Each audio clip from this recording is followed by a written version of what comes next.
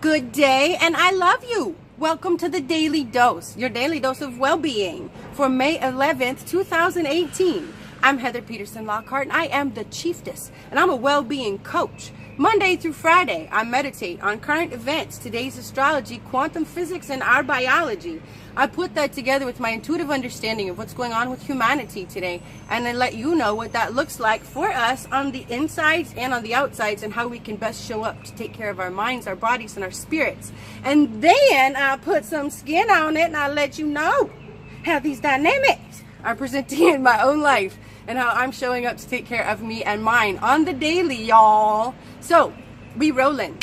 All right, so the sum up of astrology with the sun squaring Pluto today is that there is one major astrological aspect taking place right after the other in rapid fire. Uranus, the game changer, the rebel, though the last thing you thought could ever happens, is making some major moves coming up in the next week. And so we're feeling a lead up to that energy and these change in dynamics.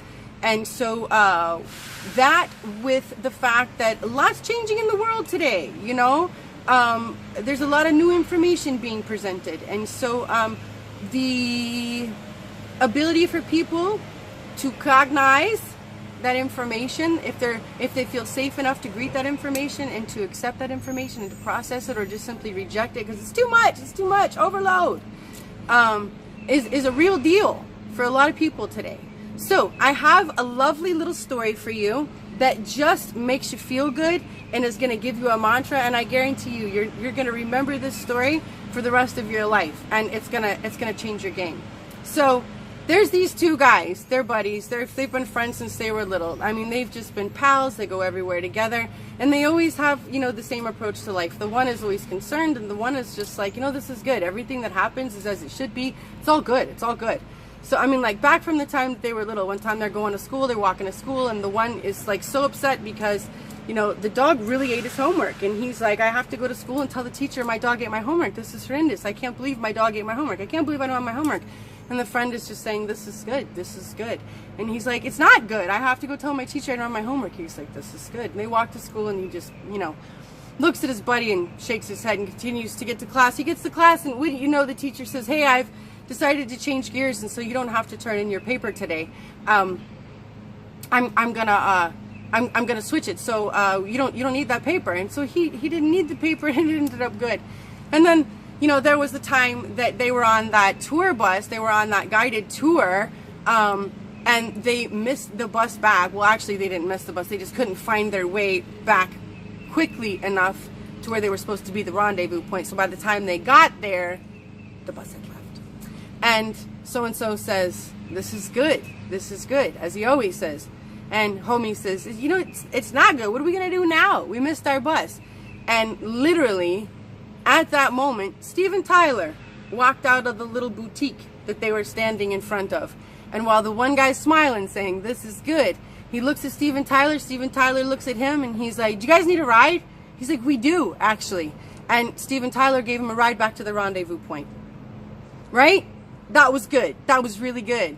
And then there was the time that they were camping together, and they went out to chop some kindling, and homie chopped off homie's finger, and his finger got chopped off, and his finger's laying there on the thing, and he's bleeding. He's freaking out, and the other one's like, oh, this is good. This is good. And he's like, I hate you. I hate you. This is not good. I hate you. I don't want to be your friend anymore, you know? So that was the end of that. That was the end of that friendship. Time goes by. Occasionally he thinks of his friend. He thinks, you know, flipping crazy, man. This is good. This is good about everything. Wonder how his life is. It's nuts. So, you know, he goes on about his life, and some years later, he and his friends decide to go on this jungle expedition deep in the jungles of South America, where there are rumored man-eating tribes. And wouldn't you know it, he and his friends get captured. And there they are, with the man-eating tribe, all strung up, bound up, about to get thrown up on the campfire and roasted. And the one native comes over, and he's like, he says, you know, pointing to the man, and they're all shaking their heads, and they're going back and forth. There's a huge commotion in the tribe about dude. and they're going back and forth, and the one, he takes out this huge blade, and he's covering, you know, well, he can't cover his eyes, his hands are bound, but he's shutting his eyes, and he's freaked out. He's so freaked out. He's like, oh my God, this is the end of it. This is the end of my life. And the native takes the great big blade, and he slices the rope open, and homie falls on the ground.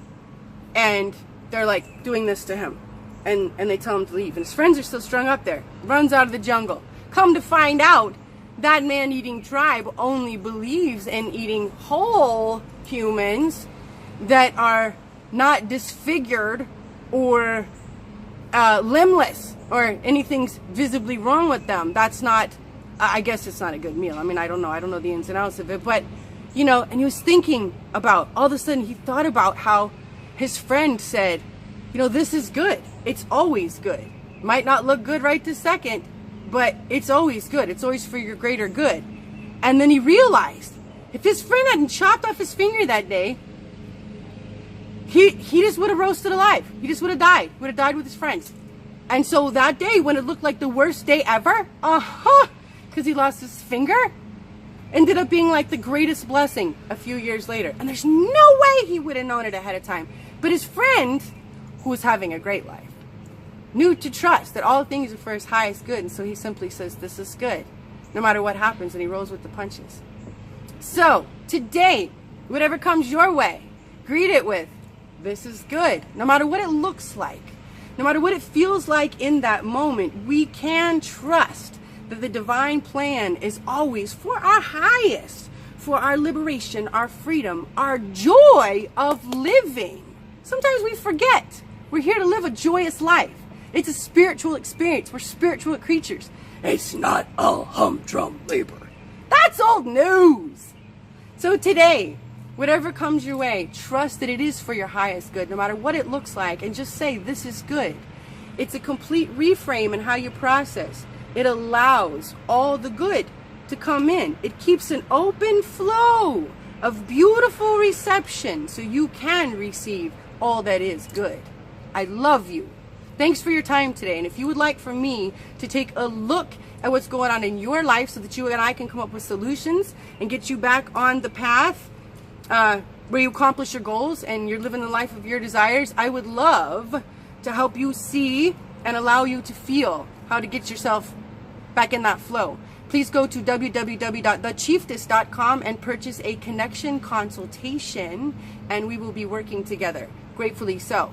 I love you. Have a great day. Thanks for your time.